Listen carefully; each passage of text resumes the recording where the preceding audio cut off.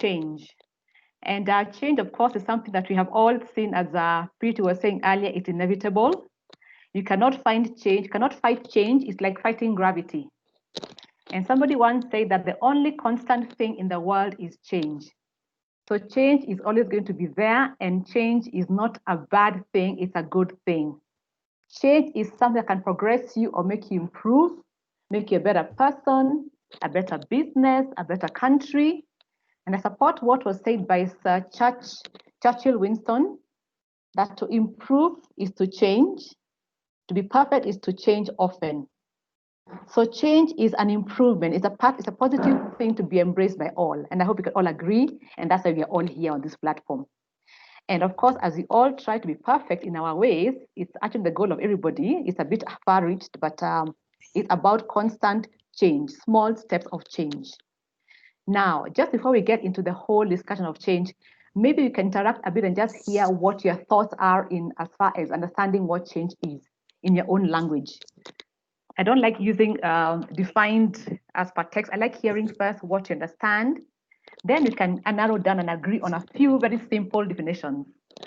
So I'm going to be throwing in a few things at you just to hear that you're there and know I'm not alone, and just to get to hear your voices. So you can answer and then let me know your name and then tell us. Yes, anybody? Your understanding of change in your own language, how you explain change.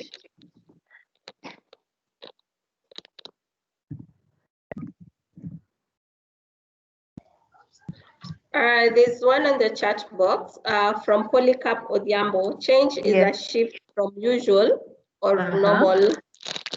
So a shift from usual to normal. Okay, great. Normal. Okay, that's great. Thank you, Polycarp. Anybody else?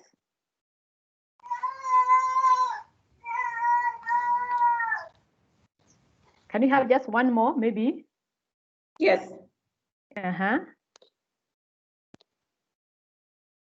Feel free to unmute your mic if you want to speak. Yes.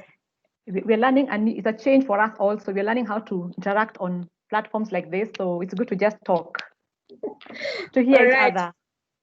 From George Ogutu, change is a transformation.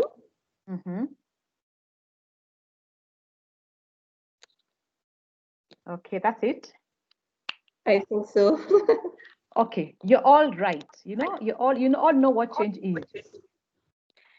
So let's understand the nature of change. And I had prepared a few lines here on what change is in a nutshell. So the first one is about an alteration in an organization or a business or an establishment or even a lifestyle to align it with the environment.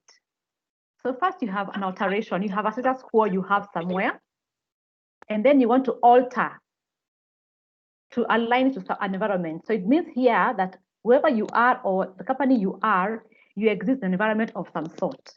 You don't exist alone, because the change you're trying to make is going to impact your environment, where you work and where you do business. So you have to alter yourself, not the reverse. The environment will keep changing, and you are the one who is addressing it or serving it, must also shift or alter it. Secondly, here, as Polycarp said, it's a shift, a movement from a present state to a desired future state. So keywords here are alterations or shifts to a desired state. Now, the desired state or it's a future state is what you define to be. It's the place where you want to be that is better than where you are right now. So why do you want to shift or change? For various things. Again here, Sir Churchill Winston, he said it's for improvement. You want to improve something, a service, a delivery, a process. You want to increase maybe your market share or your presence somewhere. So it's towards a better place. Okay, so that's basically how we can explain it, and I hope you can all agree on the small detail of the alteration and shift, the keywords there. Now, let's look at the small notes we talked about earlier. It's about the desired state, which we call here a change vision. It's good to have a place where you want to go. It's like saying, I'm coming from Nairobi to Mombasa. That's where I want to go. It's a vision of where I want to be. is where I want to desire to be. So it's good to have an envisioned kind of picture of what the future looks like, the desired place you want to be. How does the change look like after? What's the new look, the new picture? So first, have a clear idea of what it is, define it for yourself, make it very clear to yourself, then communicate and also try and sell that vision to others, because in a company like yourselves, you are a team of many people who must move towards the same direction at the same time. And of course, you must agree on this new future and how it will look like. And the whole idea of the change is to improve, approach, and also improve the way you use your resources and how you engage each other towards a successful change vision. Okay? So I'm going to be pausing here and there for question and answer because I don't want to go too fast and lose you. Next, let's look at the typologies of change. Now, change, if you read about change in the text and all, there are about 5 or 7 different types of change, but I want to just read them down to 2 key ones, just to summarize, because we want to make it very, very practical for our own use here in very simple terms, because we only have 2 hours per day. So I'll address the typologies of change in 2. The first one being planned change. And as the title connotes, it's when it identifies a need to change, when a company like you, sourcing, can say, we need to change. You feel that you want to change towards something else. And then you plan a proactive plan, yeah, of how you want to achieve the desired state, the desired future. You are seeing the future of what you want to be after the change is over. So you feel the need, it comes from you. You are the people who initiate the change. So you all agree together as a team and say, yes, we have to change, and this is where we want to change to, so let's plan for the change. So it's planned. No surprise here, you have planned, and you also want to be proactive about it. The second type of change generally is the unplanned change, the reverse part of the planned change. This is where it is influenced by a sudden event that you never foresaw coming. It could be a simple thing like a change of leadership in your organization, a change of maybe, think of something that has happened to you in the past in your experiences that has just happened from nowhere. It could be a pandemic like we have now of a corona. So this too, whether it is planned or not foreseen, you still have to plan for it, because you cannot just go into change without having a place where you're seeing yourself to be the future desired. You have to plan for them. So planned and unplanned changes work the same way.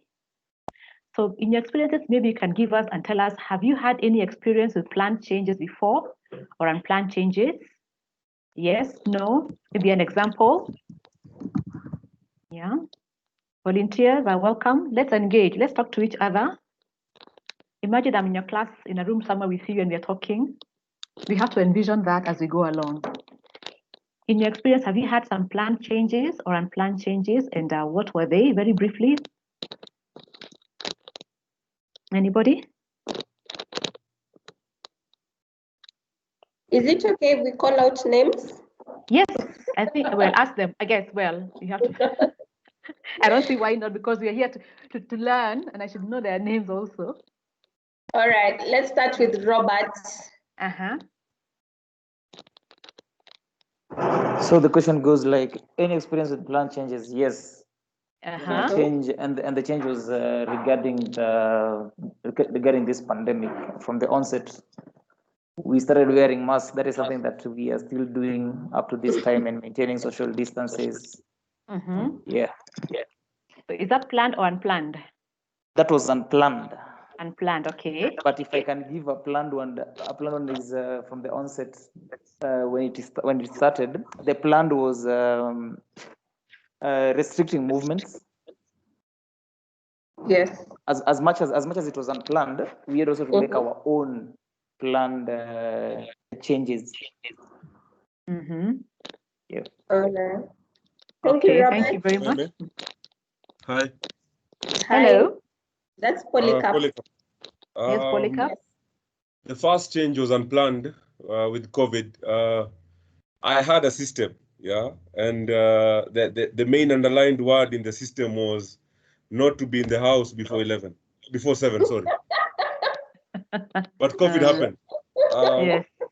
The unplanned change led to a planned change where, due to the change in timings because of the curfew, I had to have another system where I make plans with the family. So it was unplanned, then planned. Okay. All Thank you, right. Polycarp. Now, before COVID, in Q sourcing, have you had any other experience of planned changes and unplanned changes? Let's look at beyond. I know right now we're thinking about COVID, and it's and of course you all know why it's the biggest thing you ever have to change. Were there any other experiences before COVID at Q sourcing that led to a plan? Do I call someone? Yes, I think. Faustin Kasuva.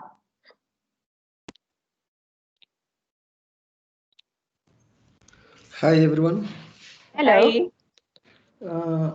I think what I can say is unplanned.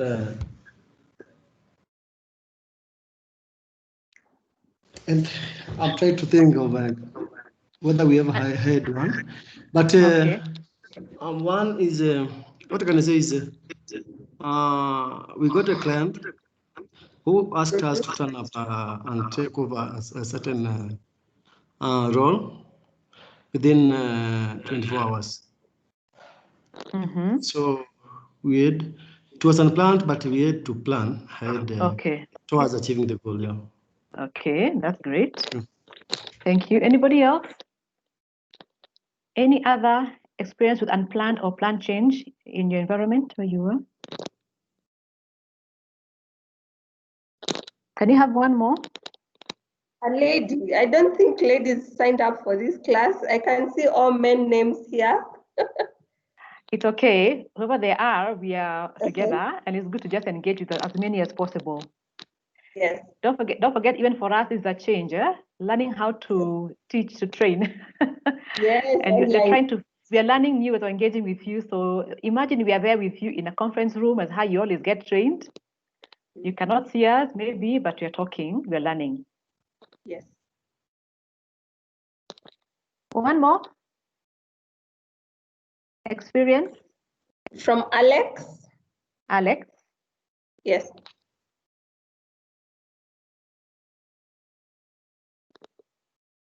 Alex, are you with us? I don't think he's there. Okay. All right. Let's just say that we have some good ideas here so far. At least now we can understand and relate with the types of change and planned changes. But all the same, as leaders, we know that change, we're the ones who drive change, and we have to plan for them anyway. And that's why I think we are here also. So just remember that because of the change we are going through right now as trainers, me and Purity, we're learning also how to adapt, to our unplanned change of shifting from physical training in conference rooms where you go to Mombasa and Naivasha, and we're stuck on a desk somewhere, and we're learning how to even try and relate. It's been very challenging. I don't know if one day you can share with us, Purity. Learning how to use Zoom webinar. Now we have Teams. There are many others, Murals. So for us also, we are trying to adjust to a lot of them. So if you see us here throwing at you questions, and that's what we do. That's what we do in our conference rooms. So we also require you to engage a little bit more with us. And don't forget, as trainers, we're not lecturing. We're not here to lecture you. We're here to train and engage. It's a both way, two way. I learn about you, your experiences, and also we try and give our context of the subject and relate to you. All right, so thank you for sharing so far. Can you move along? Yes.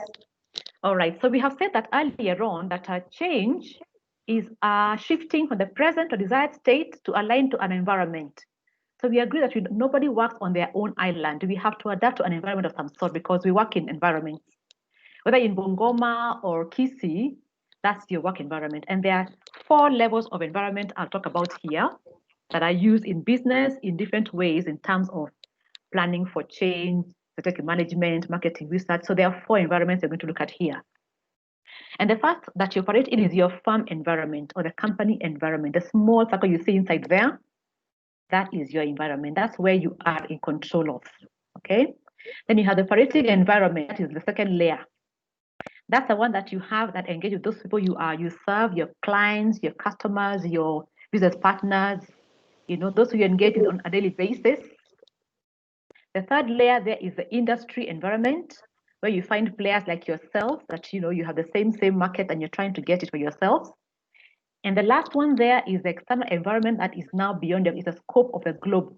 the global scope of the country, the region, or where your business operates beyond the boundaries of your industry and your firm. Now, let's see how this affects change. Now, we'll call this as a drivers of change because we saw it's about the environment. You're trying to shift and align yourself. So we can say here that factors that drive change are environmentally influenced. Yes? Yes, because we have defined it as such. Now, let us look at this environment and these factors that drive change. So we have the internal environment. I feel like I'm echoing. Am I echoing? Am I clear, Charity? Purity? Am I echoing on that side? No, I can't hear if you're echoing. Okay, but there's a bit of static sound. I think maybe it could be your earphones. Okay, let me remove them. Is that better? I think so. All right, so let's look at the drivers of change in the environment. The first level is, so we saw earlier, was the internal environment, the firm or the company environment. This is where you're in control of your goals, your strategies, your structure, your culture, your management styles, leadership styles. It's what you are, and that's where you control and how you work around. That's your first environment. And it can also trigger a change, and we'll see how that can happen later. The next one is operating environment, where you now engage beyond your walls with your customers, with maybe your business partners, your suppliers, supply chain, and how the behaviors are changing. So those are the ones you interact to and operate with, operating partners on a daily basis. Then you have the next level of external environment is where you have your industry environment, where you have now other people who work the same way you do, like you sourcing, those who do HR consulting, who level with you on the same level of competition, who are trying to get into the new markets. So those are the next level where you now want to engage in. And the last one is more of the global one. That's a business environment. Is now the national level, the country level, or the regional level where you are, where basically you have not much control of what goes on in there, and you want to keep a pulse on it and see if there's anything that has shifted in that area that can affect you as a company or a business to shift and align yourselves to it. We are together? So we have those environments there. So keep a tab on those, internal, external, and change can come from any of those environments. The triggers of change can come from either internal or external environment. So just keep that in mind as we go along. All right, now, so once you know that you have now to look out for this, you have to look out for the environment and you know it exists around you, how do you know, how do you keep a pulse, how do you get to determine what's going on outside there? Are there any tools we can use to help us understand what's going on in our internal and external? Yes, we do. And I'll share something that is normally used in terms of change. That's called the pestle analysis. I know most of you have known it before. You have done that before in your own as your leaders. I know you can talk about it in other areas. So that's what we use normally for scanning our environments. It's called the pestle. Now this analysis was first brought in by a gentleman from Harvard University called Francis Aguila, the creator of the pestle analysis. He thought that because in business you have to always look and scan and see what is going on, understand what dynamics are going on in the business environment, we need to have a formula or a tool to help us quickly scan and see what is happening. And the first time he developed this in 1967, he said it was called the PEST analysis. It was P-E-S-T. That's political, economical, social, technological. That's why it stopped. And later he thought there is something beyond the PEST that goes beyond, that's called the environmental and legislative or the legal aspect of business. It became called the pestle. So this is what we also use in change management, because in change management, you want to ask yourself some questions such as, what political events are happening in the country or the region where I'm operating, in the industry I'm operating? What is going on there? What are the economic factors that are driving the economy of the country where I'm going through? Or how as a society in this environment going on, how are the demographics, what is the culture like, and how do they drive or determine what happens in my business? In terms of environment, of course, now what are the legislations that are going on in the environment? How are they? Are they key? Legal, the laws of the land, how do they affect my business? So as you go out to look for the changes that are are happening around the environment, you think about those 6 levels, PESTEL. So now, very briefly, we'll just go through them and understand them deeper, what each one of them can help us analyze. Starting with the P, political. So every place you are has a government, yes, a ruling government of the day, and they have political structure that they are put in place that govern that land, and that you cannot change. You must abide by them. They have their own policies. They have their own laws, restrictions, that when you went there, you knew you must abide by them, but they don't stay the same. They shift every now and then in terms of maybe how stable they are. Like, for example, the election time is coming soon, so what will happen to that kind of environment when the elections come in? Tax policies, what are they? Can they affect me? Is there a change? Is there a shift in the tax policy that affects my business? Labor laws and trade. And what about corruption? Is there a corruption issue in the in the government, and is it affecting me in any way?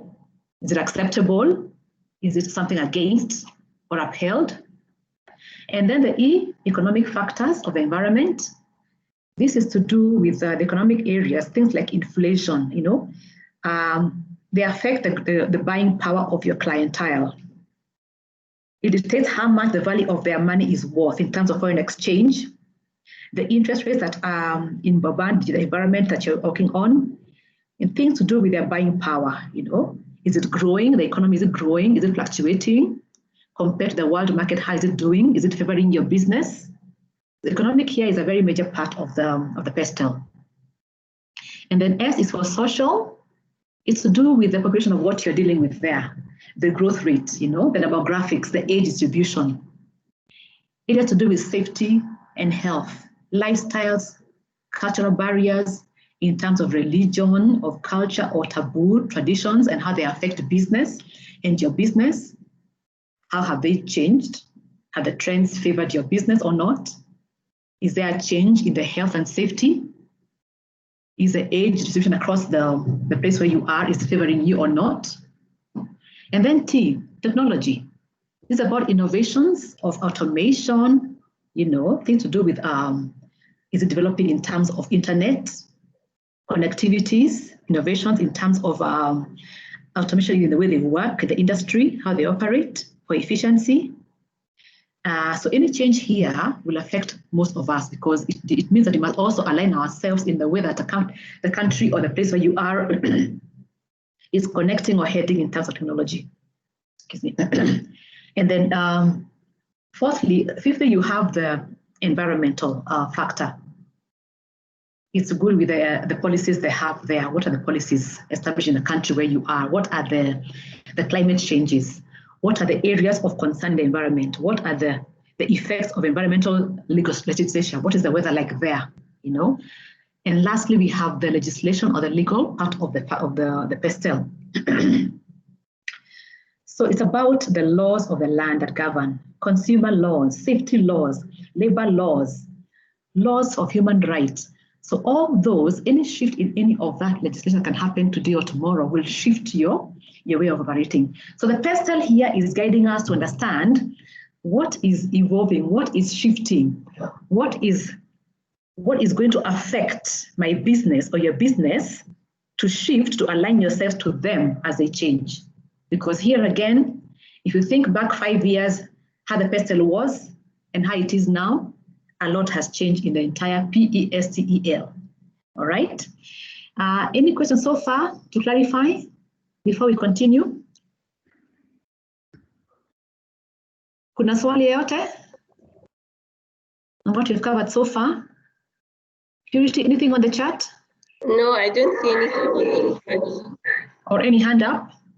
None yet. Okay. So we are going well, huh? Yes. All right. So once you have scanned your environment and you have seen that the PESTEL elements are as such, then you can tell yourself, so we have seen that the PESTEL in this environment The area that's going to concern us, that has changed, that can affect our business is maybe environmental or economic or political. But now you want to align that, adapt that to your internal processes to see what it affects in your company in Q sourcing, right? So let's say, for example, you have seen that, let's just say that, for example, we have seen that in the social area, we have a health issue. It's called COVID, yeah? It has come into our country or the whole entire world, and we need to shift something about us. So you're going to ask yourself, what area of my business is it going to affect that I should focus on first? Now, again, here, there are other tools you can use for that to bring it down to understand what are we all about. And you have something else here called the McKinsey 7S model. So tools are many, and these tools are generally used for different areas in business. Of course, you know them in areas of marketing, planning your strategic plans, but there are models that are used in different areas that can help you understand your internal or even external scope of work. Now, this is McKinsey was a framework that was developed by a company called McKinsey in New York by some consultants called Robert Waterman and Tom Peters. And they thought that because they have a big structure and they want to understand how businesses operate, what are the key areas of a business that can comprise everything else? What is a structure that touches everything in a business? And they found 7 areas. And they defined them as the hard areas or the hard S's and the soft S's. Why the hard S's? The hard S's here are driven because they are actually controlled or influenced by the management or leadership. And the 3 of these are structure, strategy, and systems. These are the ones that managers or the leadership influence and have a good control of. Then you have the remaining, are they soft? Yeah, they're called the soft one because they're influenced by things like culture, things like behaviors, and people. So these are the areas that you want to look at and see, having defined what we have seen that the pestle presents to us, that has triggered a change in our business. What is it that is going to be affected? Now, ideally, this entire structure of the McKinsey 7S model, you want to have all the elements that are affected by change, adapting and aligning towards your strategy, towards every other aspect of your structure and systems. So as a change is affected in that particular area, one particular S, you want to align that and make sure that everything else is working well together because they're all connected. You can see they're all arrows here connected. They all work together. They're all linked up somehow. All right, so let's move. Now, let's look at the hard aspects of the model: strategy, structure, and systems. Of course, you know what these are all because you're all leaders. If I ask you what are strategies, those are plans that you normally apply to remain in your industry, to remain successful. You want to head to a vision where you've already aligned yourselves with. You have objectives you have set already in the year or the short run. So these are the plans or the game plan that helps you achieve your objective or the vision that you have planned to have. Then you have your structure. This is basically your organogram, the structural organization. This is what is driving it. It's about the departments. It's about who does what, responsibilities, accountable for something. So you can say in our structure here at QS, we have level 1, level 2, we have level 3. They report to these people. This is what they do, that their functions, and that's what holds the operations of the entire organization. Then you have systems. These are now, of course, operations, the procedures, the processes, what happens every day that are guided by your strategy, around your structure. Those are the 3 hard aspects. Now, question here I want to ask, I like asking this because it always comes up in every place I teach anything on leadership. Now, what comes first, structure or strategy? The hen or the egg? That's to all of you. Let's engage as many as we can. We know what our structure is, strategy. Yeah. Any inputs? Hi. Yes. Hello. I think, Polycarp here, I think strategy should come first because strategy is the one to decide what kind of personnel and what kind of structure you need in your organization. That's my take. Okay, so strategy comes before the structure. Yeah. Okay. Anybody else with a different kind of thought? Simon here. Yes. it depends on what stage the organization is in. Okay. If it is in the if it is in starting stage, yes, strategy will come first. But if it is in continuation, the structure can come first as well. So it depends on where the company is in the terms of maturity, yeah, you said? Yes. Okay. Anybody else? These are the, yes. Structure, I think structure comes first, because we require the structure to implement the objectives and vision. So structure comes first to you? Yes. Okay, anybody else? As many as we can. Let's talk about this. It's very important for us. First, to me, I think strategy comes first. Why? The reason being is strategy is a plan. It's a way of, it's like a route, or I can say a plan to do something. Yes. So you can't plan, first of all, you need to plan, then you get the structure in place. The structure. Okay. Any more views? Yes, from the chat box from Susan. She says, for startups, strategy comes first at the initial plan so that you can be able to know which structure is needed. Okay. Robert, is it Robert? Robert Rotich, your hand is up.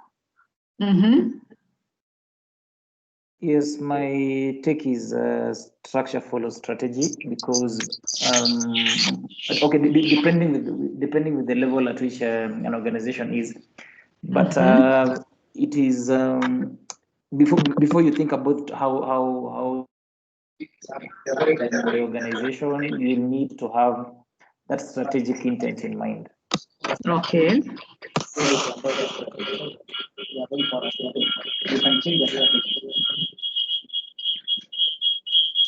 Okay, there's a background noise. Philip, your mic is on. Can you mute it?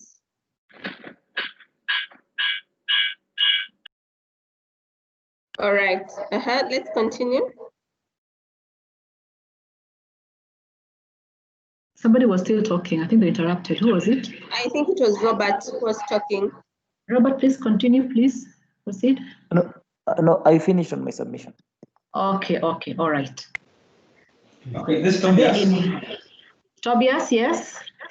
Yes, to me, I think we can start with the structure, because from a slim structure, you can come up with a strategy. Then, as they strategize, they can now either expand or maybe reduce the structure.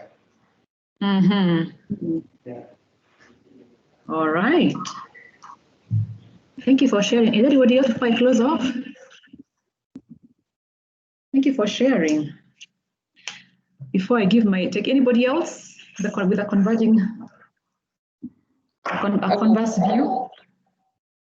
I don't see anything on the chat box. Okay, all right. That debate has been raging for a long time. Is asking the same thing as, what comes first, the hen or the egg? It's the same thing, because something must come before the other. Something must lead to the other, isn't it? When it comes to this question here, it's good to understand what these two are. What are the difference between the two of them, strategy and structure? We said earlier, strategy is a game plan towards a vision, isn't it? Yeah. So Q sourcing has a vision or something they want to achieve. You have your own vision statement. Do you have one, Q sourcing vision statement? I'm sure you have one, of what you want to be, your desired future. So before you even put anything down, you must know what we exist for, what our mission, why are we here? This is our business, is what you want to do. And once you know what to do, where do you want to head to? Where do you want to be? What do you want to be in the long term? So you have to have a game plan that we call a strategy, isn't it? Yes. This is how we're going to achieve our objective of being the #1 consulting firm in Kenya or in the region. We're going to go into these regions that are going to be needing our human resource needs, and they're unique because of all that. You have that vision. So now the game plan is what goes to the vision. So if you have a structure that says the CEO is under, the chairman maybe, then you have the finance manager, you have the HR manager, then you have a sales team, then you have consulting teams. So if you have that before you even think about the game plan, what's the danger there? If you say, here's our vision first, and then here's our structure, this is what we are, what can go wrong? What's the danger there in having structure first? The organogram, not even knowing how you're going to get to that vision. Polycarp? Is Polycarp still there? Yes. Yes, I am. You were the first to respond. What's the danger of having the reverse of what you said? You had said that it's supposed to be strategy, then strategy, isn't it? Yeah. Yeah. Is there a danger in having structure first, then strategy? What's the danger? I think that scenario, it's like putting the cart in front of the donkey. So you'll be trying to have a strategy that fits into your structure rather than the other way around. Yes. So ideally, you want to have the plan, the game plan before the how, isn't it? Yeah. Before it's like the structure.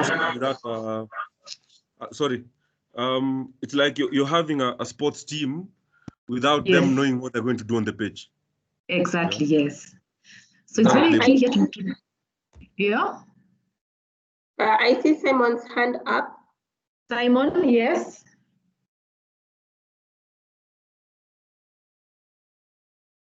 Simon? He's muted. Although I stated that it depends on the stage of the organization, because sometimes with already an existing structure, you will have to go and rethink your strategy, maybe to adapt to some changes. However, there's always a danger when they have the structure in place, in that the same structure that is changing or altering or amending the strategy. You find sometimes the strategy might involve reorganizing the structure, and the people in place tend to protect their existing positions. Okay, that is true. Yes, so what we are saying here, at any stage of the business, the strategy must always lead the way, because it will always be the one that guides how the structure is formed. If a change appears in strategy, it will change the structure as well, isn't it? Yeah. Yes.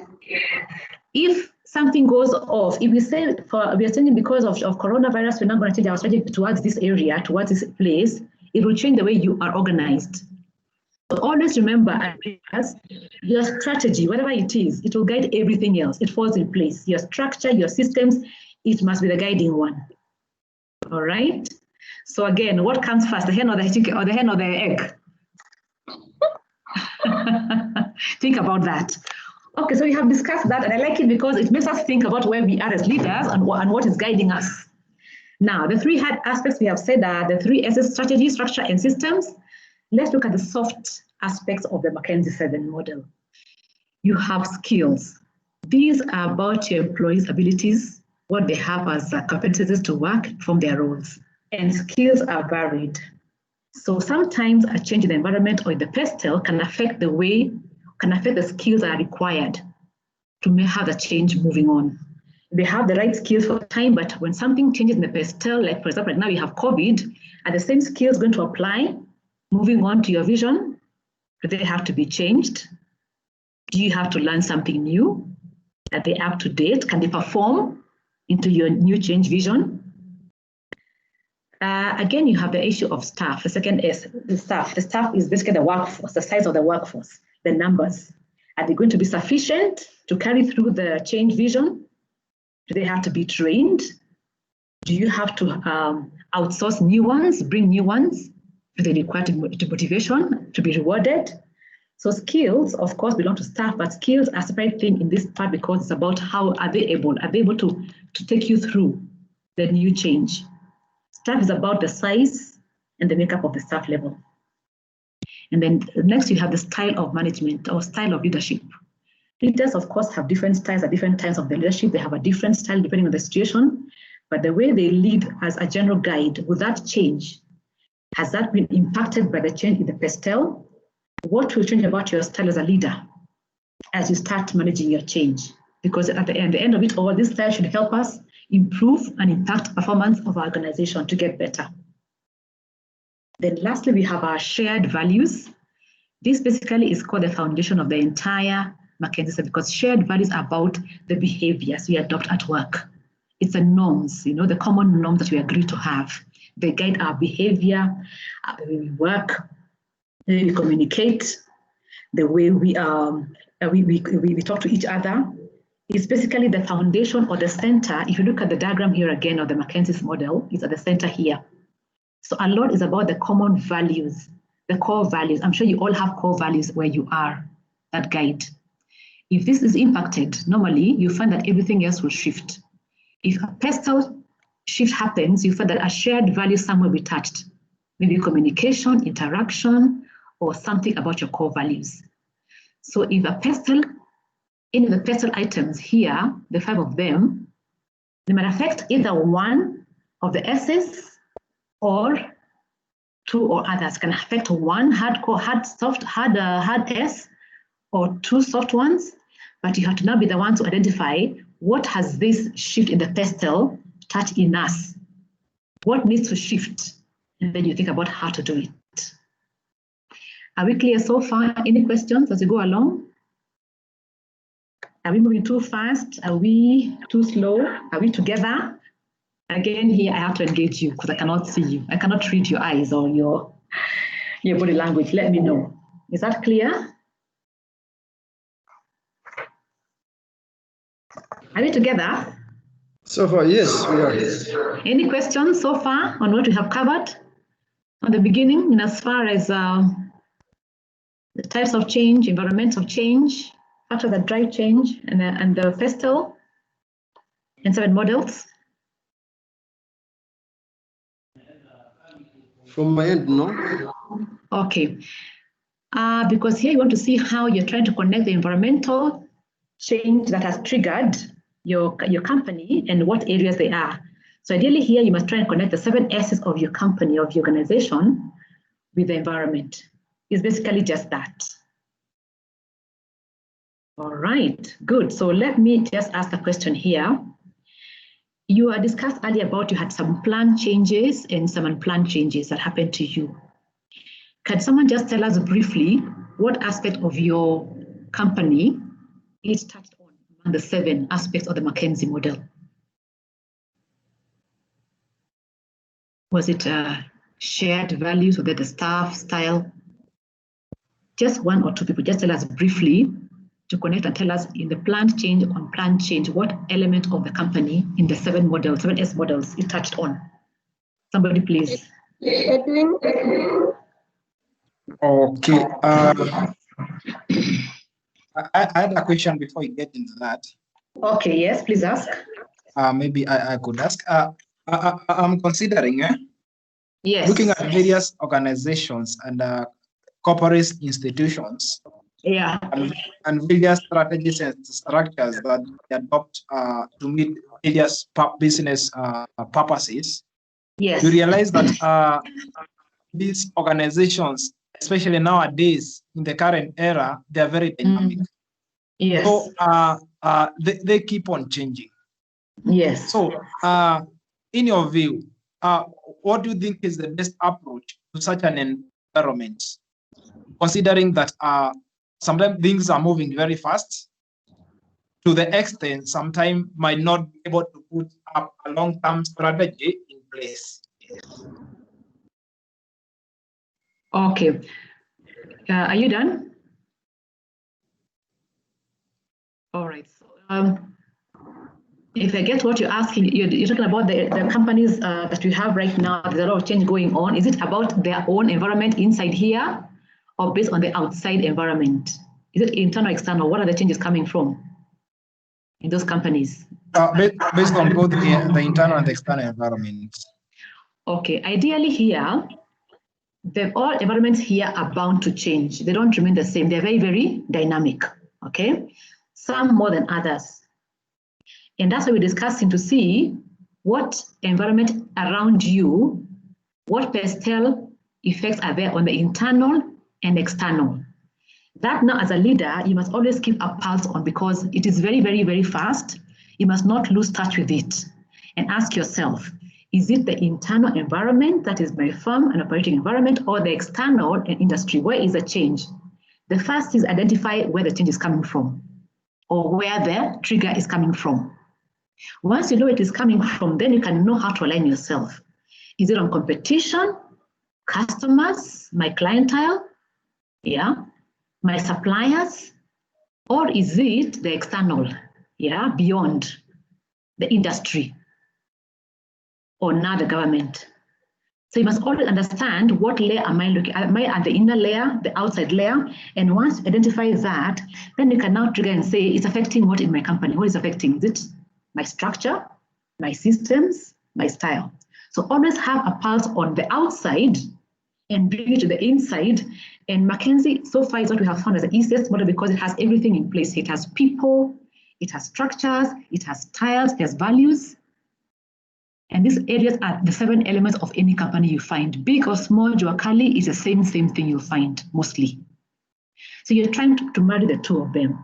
So I always say, a leader, as you're leading, you have one ear and one eye on the ground as you're leading, because unless you keep your eye and your ear there, something will go wrong here. Something will go wrong inside here. It'll be too late to react, but always keep a pulse. And for change, you cannot remove your eyes from the environment at all. Yeah. Am I helping? Have I helped you to answer your question? So it's a continuous thing you're doing all the time. Yeah. It's continuous. You never stop doing this. You scan, tell what is going on. Of course, you have the news. You must read. You must be up to date with the news of the day, of the place where you are. Understand every place. Go to the forums. Understand what is happening in the social ground, in the legal past perspectives. Of course, in your industry, you have your own, what do they call? You have your own groups of consultants. You have a place where you can discuss and talk about your issues. Yeah, you share ideas. So it's about remaining focused and keeping your eye and ear on the ground throughout. If you miss one thing, you'll be in chaos. It will be like running around in a managing a crisis. Any other question or anything, any input as we go along? Comments, anything? Please, let's talk to each other. I think we are good. We are good, eh? Yes. Okay, now we have come about halfway through our discussion. We are 1 hour down, yeah? So I want us to do a